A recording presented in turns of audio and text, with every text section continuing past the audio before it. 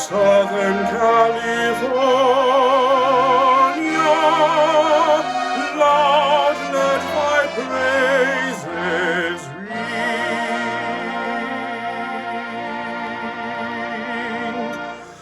ring, where western sky meets western sea, our college stands in majesty.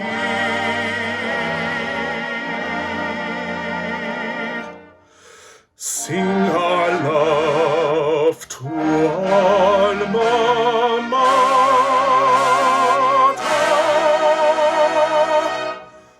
Hail to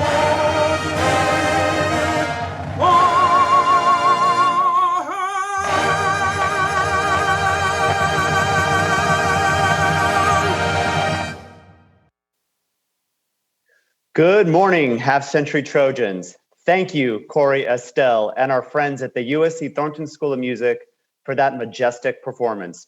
Talk about inspiring. It is my great pleasure to welcome you all to our 13th annual and first ever virtual Century Trojans Going Back to College Day. Like all of you, I certainly miss our traditional way of getting together, where you can experience the energy and excitement of USC firsthand. But it's also so wonderful to have so many Trojans join us online from across the nation and around the world. Fingers crossed, we'll be able to return to campus later this calendar year. We certainly owe a great deal of thanks to USC's healthcare workers, our faculty and staff, who have shown so much courage, flexibility, and resilience in dealing with all the challenges related to the COVID-19 pandemic.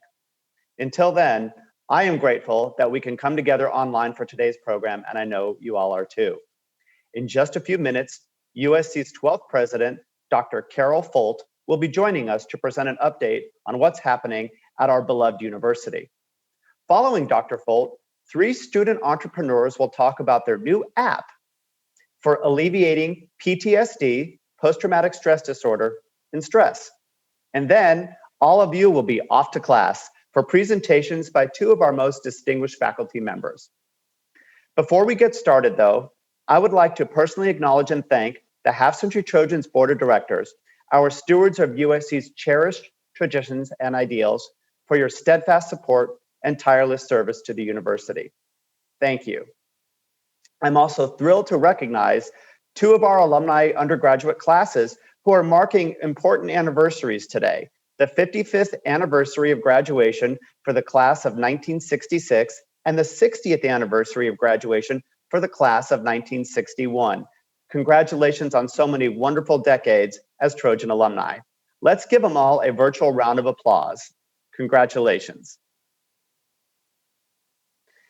As Century Trojans, all of you set the example, inspiring us to embrace the core values that make USC a truly global university, welcoming people of all ages and backgrounds to our close-knit and highly revered Trojan family.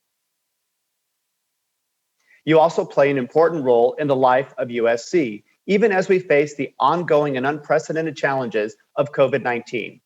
Our university and alumni communities have stepped up to confront the pandemic in every way possible. We have risen to the challenge and will continue to do so for as long as we must. Yet even in the midst of these difficulties, USC's reputation for academic excellence continues to rise.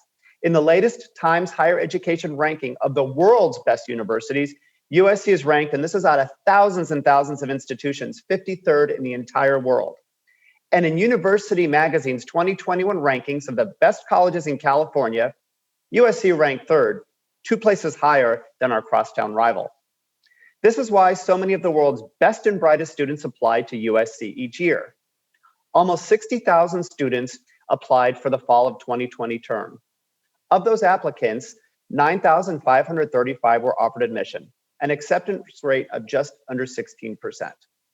USC also continues to recruit transformative faculty, such as our 3 newest deans, Jeffrey Garrett, Dean of the USC Marshall School of Business, Sarah Gellert, Dean of the USC Suzanne Dvorak Peck School of Social Work, and Pedro Noguera, Dean of the USC Rasier School of Education. In addition, when we are finally able to return to our beautiful campus, you'll be amazed to see newly completed a 10,000 square foot expansion of the USC Roski School of Art and Design. And you'll be excited to know that plans are already underway to build the Dr. Allen and Charlotte Ginsburg Human-Centered Computational Building. This 98,000 square foot state-of-the-art facility will be the home of the USC Viterbi School of Engineering's Department of Computer Science. Of course, none of this would be possible without the dedicated support of alumni like you. By staying connected with each other and to our great university, you inspire us to fulfill the promise of the Trojan family. For all of us at the USC Alumni Association, it's a busy time. With more than 437,000 alumni around the world, we strive to offer programming and events that increase accessibility and promote inclusivity so that we all have more opportunities to strengthen our ties to USC and to each other. Next month, we are hosting one of our most popular events online, the 12th annual USC Women's Conference on March 5th and 6th. And on April 24th, we will celebrate the achievements of some of our most outstanding Trojans at the 87th annual USC Alumni Awards. We hope that today's program and these upcoming events will encourage you to stay involved with USC. Forging ties with fellow half-century Trojans, as well as alumni of all ages, backgrounds, and experiences, will enrich your life on so many levels and keep the Trojan family vital and strong. And with that, I'm pleased to introduce you to the current president of our Half-Century Trojans board, Janet Tonkovich. And good morning, everyone. I'm a proud member of the class of 1964, and it's an honor to serve as president of the Half-Century Trojans board. I hope you had an easy time joining us online today. It's been a real learning curve navigating Zoom to attend virtual events, but it's enabled us to get together, to celebrate USC and our Trojan family, and to stay connected to each other and to our alma mater. And for that, I'm truly grateful, except when I experience technical difficulties, that is. Anyway, we have a terrific virtual program for you. One of the keys to a happy life is staying curious and open to learning new things. I love to learn, especially about the incredible advances and discoveries being made at USC, thanks to our brilliant faculty and students. So I always look forward to this program and know that you'll really enjoy what we have for you today. Now it is my great honor to introduce this morning's special guest, USC President, Dr. Carol L. Folt. Dr. Folt is the 12th president of USC. She is an accomplished academic leader, life scientist and teacher, and holds faculty appointments in marine and environmental biology, civil and environmental engineering, and preventive medicine. Dr. Folt is known for always placing students first and for emphasizing academic excellence and innovation among the university's faculty and staff. She is setting an ambitious course for USC, especially in the areas of shared governance and sustainability. Before joining USC, Dr. Folt led the University of North Carolina at Chapel Hill. Prior to that, she served as provost and interim president at Dartmouth College. Following Dr. Folt's presentation today, Patrick will return to moderate a Q&A. If you have questions for Dr. Folt, please begin submitting them in the Q&A feature at the bottom of your screen. Thank you. Welcome, President Folt, and thank you for joining us today. I turn it over to you. Thank you, Janet. I really appreciate that lovely introduction and thinking about how exciting it is to continue to learn. I think that's why we all stay so closely associated with the university. It's wonderful to see you, and I love your own personal family history with USC. I was told recently the story behind the gown in your family. Some of you may know this wonderful story, but I thought it'd be okay if I shared it. The gown is a plain black robe that her grandmother Ruth first wore at commencement in 1916. That's just so fabulous. And since then, it's been worn by every college graduate in their family, including 13 Trojans. Each name is embroidered on a long piece of fabric that's sewn into the gown. And in 2024, Janet's grandson, Max, will continue that wonderful tradition when he graduates from USC. And he will be the 44th member of that family to wear that amazing gown, and a 5th generation Trojan. So that's a very inspiring story. I love it. And I think it's just fantastic. I will be the first to say we're going to have an in-person graduation for the class of 2024. Let's make sure that really happens for us. It's wonderful to see enthusiasm that I see from Janet, but with others of you whom I've met. And that enthusiasm, not just for USC, but for the importance of higher education in general. That passion and that belief in our mission, what we do, how we change lives and build community, is what keeps the Trojan family legendary. And it's a passion that makes the half-century Trojans particularly special. Your love for USC and your experience for what your experience here has done throughout your lives really comes straight from the heart, and I think everybody can feel it. So thank you, and greetings to everybody that's tuned in today. It's a joy to be here for your Back to College Day. That's always a lot of fun. We've got lots to cover, and anything that I don't talk about now, I'm going to be pretty superficial, I think, we'll try to get to in the question and answer. I'm going to do a broad brush right now. But of course, it's been, it's just over about a year ago that we even heard of something like the coronavirus, and we're being told that there was a pandemic that could reach global proportions. And yet, of course, that year has just changed so much for all of us. Everybody has had to learn new ways of doing things, had to cope with some very serious difficulties, and it has been a challenge. But I honestly tell you, in a lot of ways, it has also opened up a lot of opportunities, and it's given me insight to the incredible character and of our community and our Trojan family. It's been inspiring in so many ways. For lots of you, as you heard about, the challenge might have been the ins and outs of Facebook, Zoom, Instagram. And let me tell you, no matter how much we use it, we're still learning things about it. I was having a wonderful conversation with faculty just a few minutes ago when they say they've actually learned things that are going to improve their teaching forever. So with each of these challenges, there's been a moment to sort of figure out now, how do we use the best of what we have learned? And for many of them, this internet life, and for many of us, has actually allowed us to stay in touch with each other and with the wider USC community in ways we were unable to do before. Another example of that would be that when we put different events online, we've been seeing that in some cases, these events might hit 2,000 to 3,000 people. And these are events that in the past, if we had 150 come, we would have felt very excited. So there's lessons to be learned in this. At the same time, we can't wait to get back to the personal touch that face-to-face interaction gives us. When our community stays connected, it's a very powerful force for change. And we've certainly seen that during the pandemic when Trojans have been really stepping up. As we speak, of course, one of our biggest pushes right now, in addition to running the university and keeping everybody engaged, is getting vaccinations moving forward on our campuses. Our medical students, our pharmacy students are helping to get the shots into people's arms.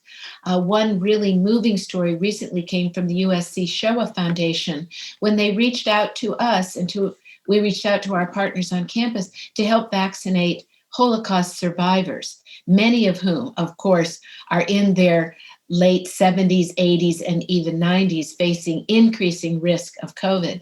And the USC Student Health Center at Keck made it safe and easy for more than 50 of our affiliates of the Shoah Foundation to get vaccine on our UPC campus. And so that was wonderful. They did that on January 27th, just hours after World Holocaust Remembrance Day. There are so many meaningful stories out there in our world that I'd love to share, and I bet many of you have been a part of them. We're certainly not home free, especially given the economic and emotional challenges brought on by COVID.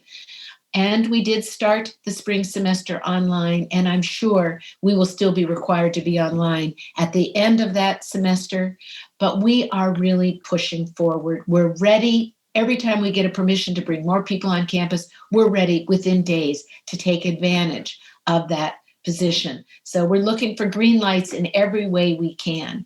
And our preparedness means that we're ready to conduct 100,000 COVID tests a week. We're ready to let people back into the libraries at whatever density they can. We have tents all across campus that are ready to accommodate students outdoors when we're allowed to have them come there and be there safely distanced. So at the very least, we'd love to be able to have some form of in-person commencement. I can't say that we will. That, again, still depends on permissions from the county, but we don't want to give up on it. And if we don't have it in person, we'll have an amazing online one, and we'll still prepare for an in-person commencement for all of those students as soon as we possibly can do it safely and with permission from the county. Over at the Health Science Campus, our medical workers have been spending countless hours on the front lines, and I mean it. They are true heroes. One example I thought I'd share is Dr. Ricardo Juarez, who's a Keck faculty member, and he became a real leader in the COVID unit at Keck, and they've been on high alert for almost a year now. At one point during the spring, he stayed at Gehry Hall, which is our new residence hall on the Health Science Campus, for 37 days in a row, not only to help staff and patients, but to make sure that he didn't bring COVID home to his own family. And now he has volunteered to go back again to that COVID unit.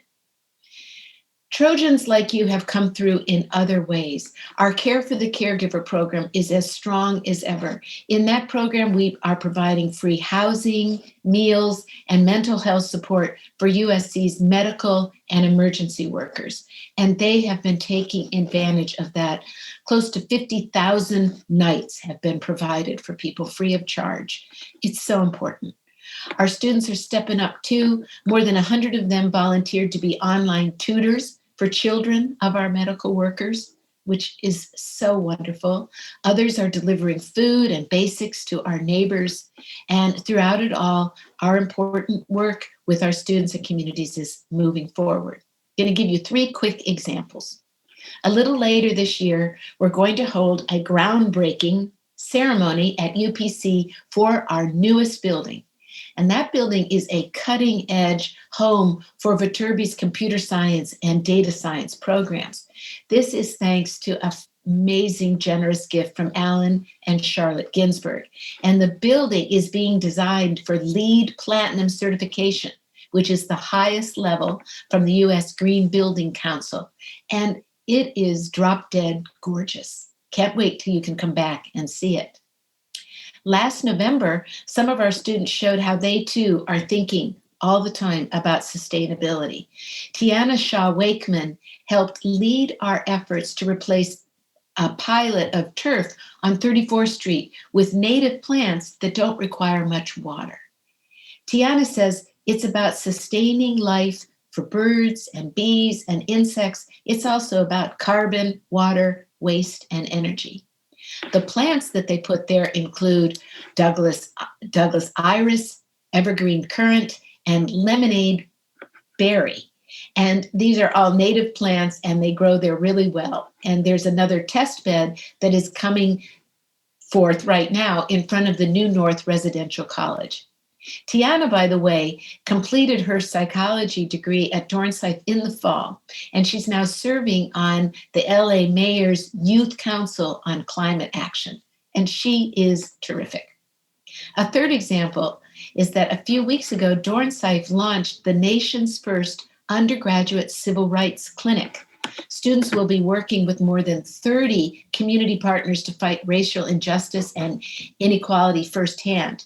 Their partners include Black Lives Matter Los Angeles, the State Department, Fair Employment and Housing, and the clinic is being led by political science professor Olu Orange, who is an accomplished civil rights attorney. So they're getting a lot of national press for that initiative. That was also that initiative of fighting injustice, but also increasing accessibility has been a driving force for discussions in our community all last summer and through the fall. Trojans from around the world were reaching out, talking to us about this and sharing their own experiences. I was really heartened to see our call to action that was brought forward to confront systemic racism, and people across the institution wanting to see diversity and inclusion and increasing and enriching the student experience for all our students to be a very strong force here. It has been, and we will certainly continue to do that work together. We just wrapped up a search for our first ever Chief Inclusion and Diversity Officer, and we will be announcing that in the next day or two. And that new officer will be joining us on March 1st, who is and happens to be an amazing scholar in campus diversity, social justice, also in music and performance. So as usual, multidisciplinary talent coming to be a part of the institution. We have very strong movement in our affordability initiatives. I know you've had that top of mind. More than 600 new students now benefited from the initiative that we put in place last year, and that represents more than $6 million in new funding for student aid. It's important that we continue to be a talent magnet for students from across all spectrums and backgrounds. You're all a huge part of that, and your own personal philanthropy and your philanthropy as a group really makes a difference. You help undergraduates who are family members of the Half-Century Trojans, and that is amazing. And thanks to all of you, 10,000 merit-based scholarships are awarded annually. That means that 22 students are coming to USC who have with that every year, who have the incredible experience that you've had. So we thank you very much for that. I can't wait to see you march in person as a group in Alumni Park on Commencement Day. It's an inspiration to our students and to our faculty and staff to see you there. I hear the students, even when I've seen that so far, they stomp and clap and applaud so loudly. So look forward to seeing that. Your presence and your continued participation in the life of the university is everything. So I want to turn this over to Patrick so that you can ask questions that are the questions that are really important to you right now, and look forward to hearing what's on your mind. Patrick. Thank you very much, Dr. Folt, for those wonderful remarks. It's so great to hear about and inspiring to hear all that's going on campus. And I know our audience today has lots of questions. So the first question comes in regarding culture change at USC and the 6 Trojan values that were recently identified that we should all live by. Can you talk about how this whole thing came to be with the culture journey? Well, I mean, the culture journey is something that I considered a gift that was given to me when I arrived. Wanda Austin had put this in place, and so it had started. It wasn't completely organized and everything, but the fact that it existed before I arrived was just absolutely wonderful. And it was really touching in on something people cared deeply about. So we immediately expanded that to a commission that has people, faculty, students, and staff from across the university.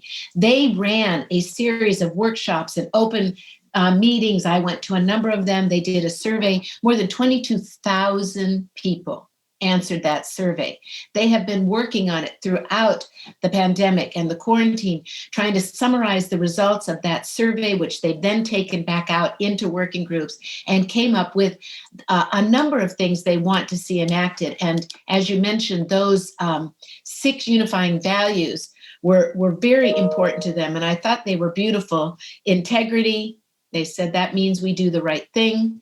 Excellence, we bring our best selves. Diversity, equity, and inclusion, we all belong. Well-being, very few institutions. I've never seen another institution that highlights that as a value. And ours says that we honor the whole person. Open communication, sharing openly and honestly, and accountability, taking responsibility. So now the hard work really begins, which is to make sure that we live those principles, that people understand them, that they're adopted throughout the institution. But I'm actually extremely optimistic when 22,000 people have taken the time and thousands have attended meetings and worked on these. I know the will is there. So I think now we're working on this and making sure they're embedded in our processes and in the way we even bring people onto campus and think about their success in hiring and recruitment. So that's a big deal for us. And I think it's moving pretty fast, Patrick, but with more support than you can really imagine. It is in people's minds. Definitely is. So remember, everybody, you can still submit your questions by typing them into the Q&A feature at the bottom of your screen. So please join us in that. Our next question is regarding things are so different now, and you alluded to that, Dr. Folt, in your remarks. How do you keep a sense of community when everybody and everything is online? Well, of course, that's the thing that you're constantly trying to do. There's no single way to do it. I think one of the most important things is you try to do it as many ways as possible. Because for what works for someone doesn't work for other people. So for example, our faculty, they more than 3,000 visits to the Learning and Teaching Center so they can continue to improve their teaching. They have office hours online. They have small working groups. In some ways, they're now expected to be online 24/7. There's different things that happen because people get used to it. But we've been producing 41 events a day since the start of this COVID. And that talks about, and that's not by adding more people, that's by taking our amazing events team in each of the school and trying. And as I said, it's surprising. If you look at the number of touches, we're actually communicating with people in the USC community and beyond more than we ever have. Many more people are proud of it. But that doesn't replace the personal touch. So for me, I'm spending a lot of time trying to have one-on-one phone calls or small group Zoom meetings, continuing to meet people. So it's everything from the large event to the small group Zoom. And I think it means that when we come back, we get moving quickly to reestablish a lot of the face-to-face contact with people too. It's just, you try every single thing that you can. Absolutely, and it's evident, and we're grateful for that. And I know our Half Century Trojans are appreciating this opportunity to spend time with you today. But it wouldn't be an SC event without talking a little football. So our next question comes from Bob Paget. He's a former president of the Alumni Association and a former trustee. And he would like to know the plan regarding the Coliseum in terms of capacity at football. We know we don't have a football schedule that's been announced just yet, but what are the thoughts about the potential for in-person experience at the Coliseum this coming fall? Well, honestly, I still remain optimistic about the fall. And I think the state is actually starting to move to allow people to have indoor dining, even at 25% capacity. So I cannot possibly truly anticipate it with the kind of up and down that we've seen. But we're planning to have the Coliseum full. We're also ready at any moment to have it also socially distanced. I think this is the case where you don't get just to plan for one scenario. You're probably planning for 3 scenarios every time. Full, nobody back, and something in between. And so that's really where we are. And a lot of it's going to depend on how quickly we get the vaccine, what we see for resurgence. There's a lot still ahead. But I think we'll be having some crowds in the Coliseum. And today's another signing day. We have a heck of an amazing first-class recruiting class. So I want to be back with all of you rooting them to victory. And I think that's ahead. Terrific. It's definitely something to look forward to. And speaking of vaccines, can you please talk about USC's role in vaccinating people 65 and older? We've had some very exciting announcements recently. If you could speak more to that, please. So honestly, we've had exciting announcements, and I've also faced really depressing things. And the depressing thing is that our own vaccines have been cut back 70%. So as they don't have enough vaccines, is the plain and simple truth. So right now they are diverting vaccines from hospitals to these big open forums. So this is what I advise everybody. try to get the vaccine any way you possibly can, whether it's your local area, whether we can do it, because there's no simple place. So right now, we're trying to get as many people vaccinated that are 65 and older, plus our healthcare and emergency workers. But we're also wanting to make sure that everybody can get 2 vaccines. So it is really, it sadly is keeping abreast of every possibility, signing up for every single list and getting that vaccine that way, because we're not going to be able, we don't have the vaccines to do everybody. We just aren't, and they're cutting back on university and healthcare systems. Next week, it might be a completely different world, in which case we'll try to let you know that too. But hedge your bets, look as many ways as you can. Okay, thank you for that update, that important update. Let's now talk to, will we ever have a building on campus designed by our world-famous architecture alum, Frank Gehry? Patrick, I don't think that's a fair question, honestly. Right now, I'm not in the process of designing any buildings on campus, but boy, would I love to do it. I will tell you, though, one of my favorite visits since I've been here was I went down and spent 3 hours with him at his studio. I mean, he's just amazing. And, you know, his buildings are legendary, and it sure would be wonderful to have him be a part of our both historic campus and things that we do here. But right now, we don't have a lot of buildings being designed. So I don't think that's really something that's sitting there immediately, but sure be fabulous to see him and want to see him recognized in ways. Along with some of our other iconic, we have some pretty amazing people in our roster of fantastic architects and graduates from the School of Architecture. So I do talk with that board about that a lot as well. Indeed we do, indeed we do. So how can alumni here help? I mean, we have this program today. We know that the university is pumping out 40 events a day, but how can alumni help you in your vision for USC? You know, I think we're still really interested in the Trojans to Trojans sign up to get our students involved. I think right now, anything that we do that reinforces that you become a Trojan, because being a Trojan, you're part of a family, is important, because every school says it, but it certainly isn't true at every institution. So keeping that engagement directly with our recent graduates or our soon-to-be graduates is so important to us. I know that you'll show up as soon as we're here back on campus. People will be there. You'll really help us. As we're starting to think about our future, I think we're going to be able to turn to a lot of you to help us in our planning. We're getting ready to launch what is going to be another $3 billion campaign to really build out our health sciences. And we need to do that not by just talking to people about their incredible generous giving, but helping us imagine what is the healthcare, academic healthcare system of the future best geared to do, and where do we meet people in their communities while still building out an institution that is very discovery, cutting edge based. So I think there's lots of opportunities to be involved. I love it when you're involved in alumni activities. The support that you give for student aid can't be beat. There is nothing that is probably more important to students and families right now than the financial support they get and the encouragement they get through some of our neighborhood feeding programs, that they can actually see themselves as alums. I mean, that is really important.